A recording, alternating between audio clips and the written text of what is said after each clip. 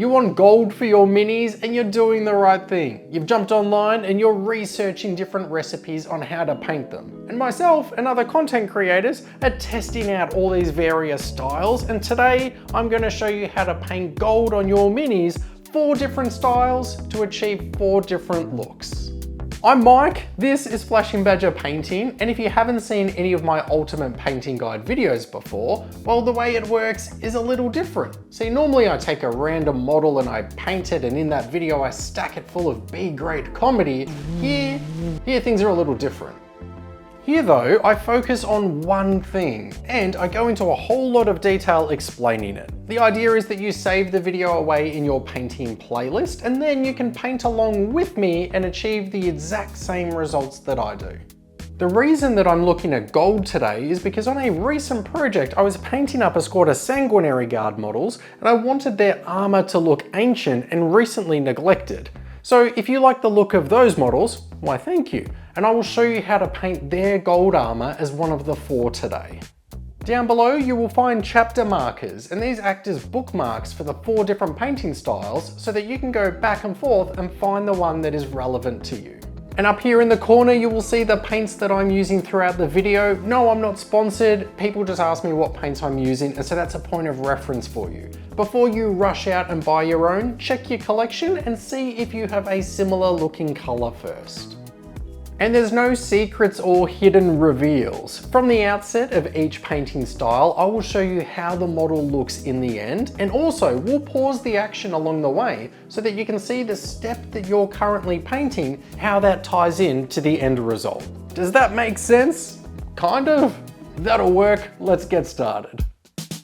Today's models are Space Marine Assault Intercessors, and it's important to show you a whole model and not just a spare jetpack or something, as I appreciate that you want to visualize it as armor across an entire army of Custodes, Stormcast, or something equally golden. Style number 1, and I just realized that I forgot to name these, so let's call this one Mr. Brightside.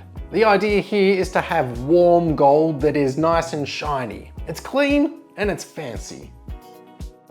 The model was primed black and then sprayed again with a primer of Retributor Gold. If you are going to be painting lots of models, I recommend you pick up a can as well to save you a lot of time and help you get a smooth coat.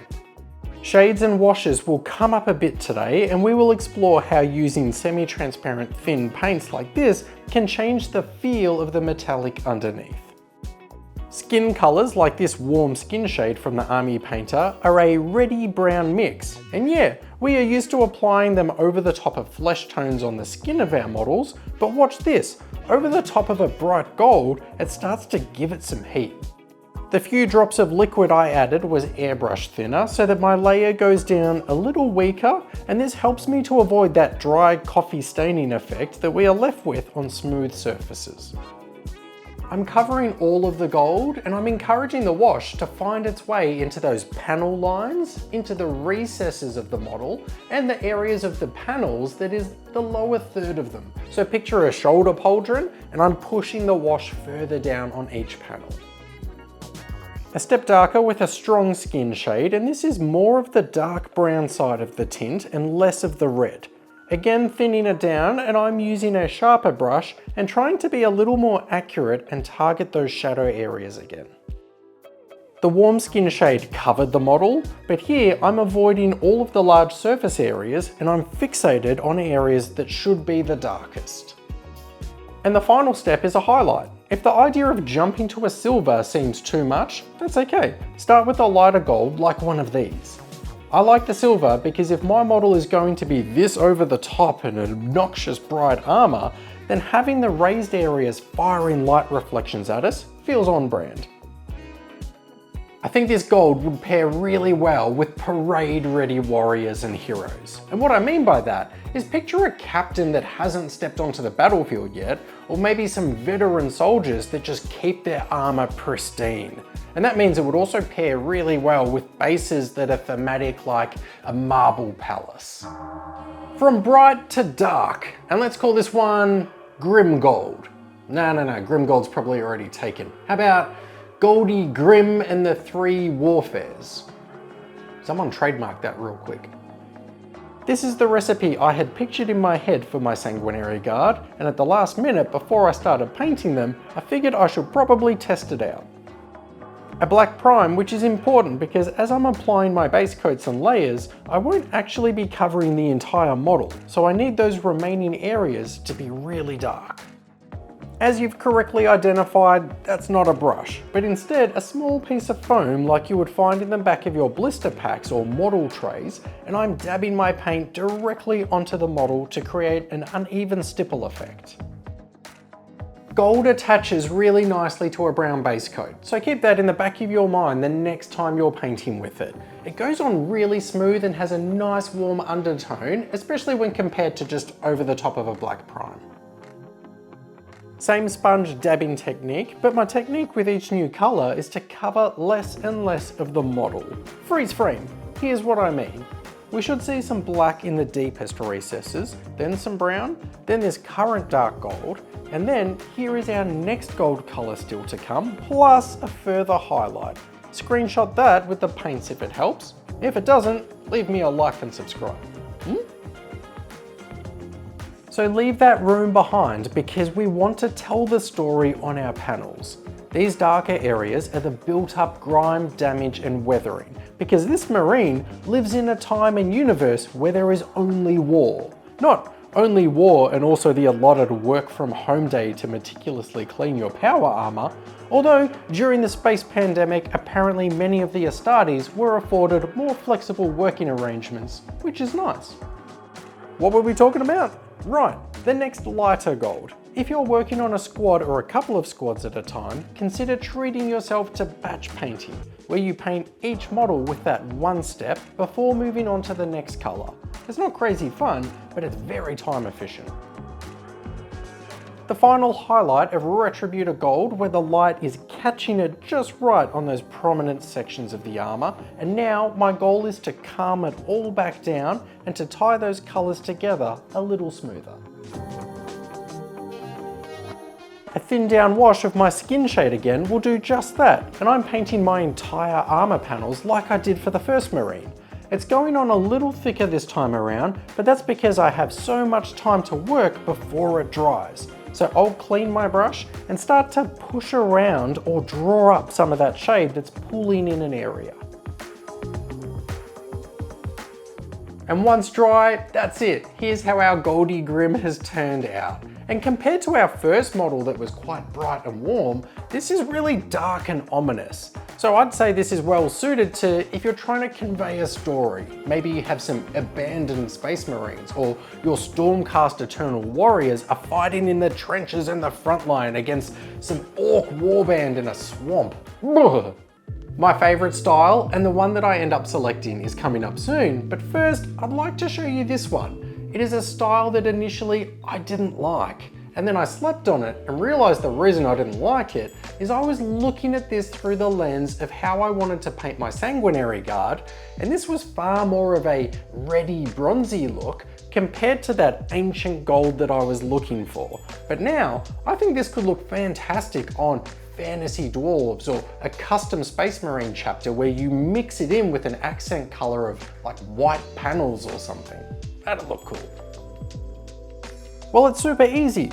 Black prime, of course, and then a brown base coat.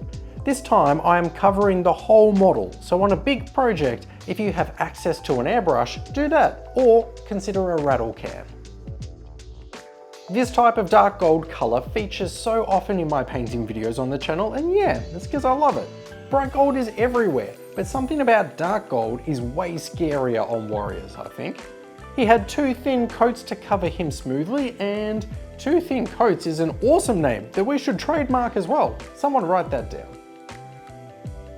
Speaking of, as I add a red-brown wash over the top, this paint recipe needs a name. How about, I can't believe it's not bronze. Done. If I painted this model again, I think I would take a run at a really dark brown, or brown mixed with black wash, as the red tones seem to have absolutely thrust this into more of a steampunk bronze look. That's alright, that's why we play around.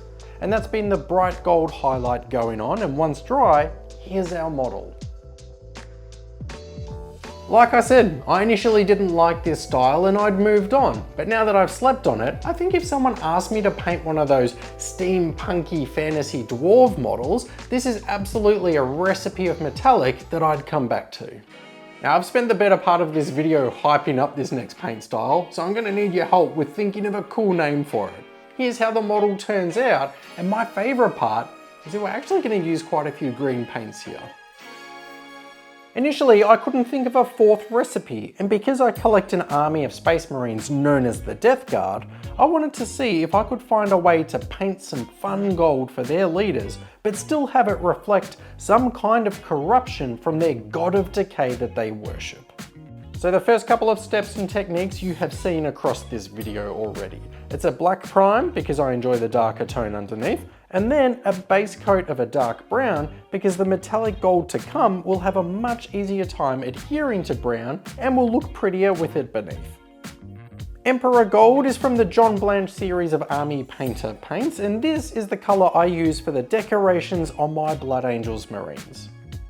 Dark reddy brown skin wash, and I've thinned this down, same as earlier, so that I can avoid those dry coffee stain looks on the flat surfaces of the model.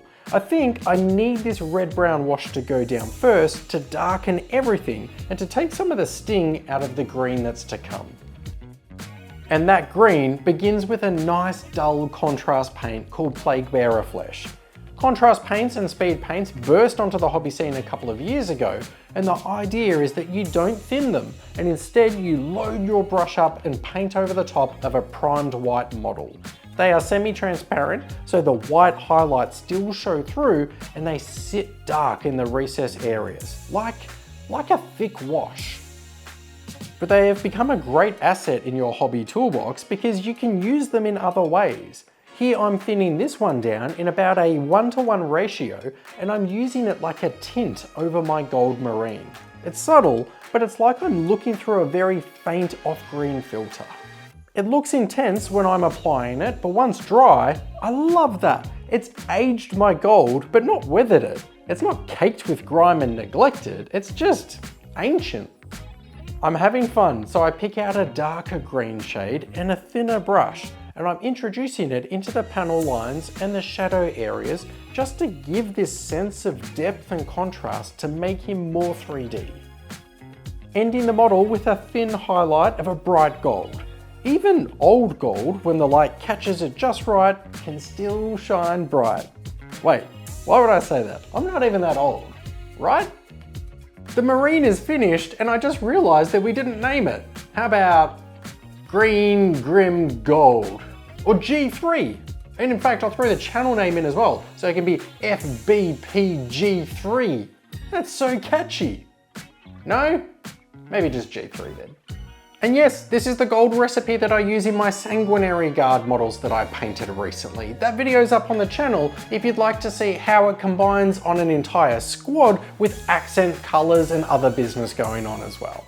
If you enjoyed this painting guide, well, the channel is absolutely full of them. And as I mentioned in the beginning, the Ultimate Painting Guide series is more serious, with the idea being that it's a resource that you can save in a playlist to come back to help with your painting. Whereas the other videos on the channel are far more goofy and we get up to a lot of shenanigans and antics. And if you want to hang out with my friends and I as we play role-playing games on a podcast, then jump over and check out the Flashing Badger podcast on Spotify. There we play different thematic universes that you likely love, like Warhammer 40k, Star Wars, Fallout, Eldritch horror style games, and even more. These magnificent individuals are the channel Patreon members. Channel Patreon? You what? Nah, don't stress. Nothing is hidden behind a paywall in terms of content. It is all here on YouTube. They just happen to be absolute superstars that support me financially so that I can keep making these dorky videos to share with you. And come and meet the rest of our Badger community over in the channel Discord. It's free to join and there's a link in the video description down below. Yes, it's a place for mini painting and we host community painting programs, but it's also an area for the rest of your hobbies. There's book nooks, creative writing, drawing, and of course, dank memes. But thanks for hanging out with me today. I'm Mike, you're awesome, this is Flashing Badger Painting, and I look forward to seeing you on the next video. Legend speaks of our red, And here's an example of one of those stranger videos, where we take a run at 3D scanning my head and then designing some Space Marine armor for me in order to turn me into a heroic statue and a playable character. Does it work? Come find out. Fashion Badger.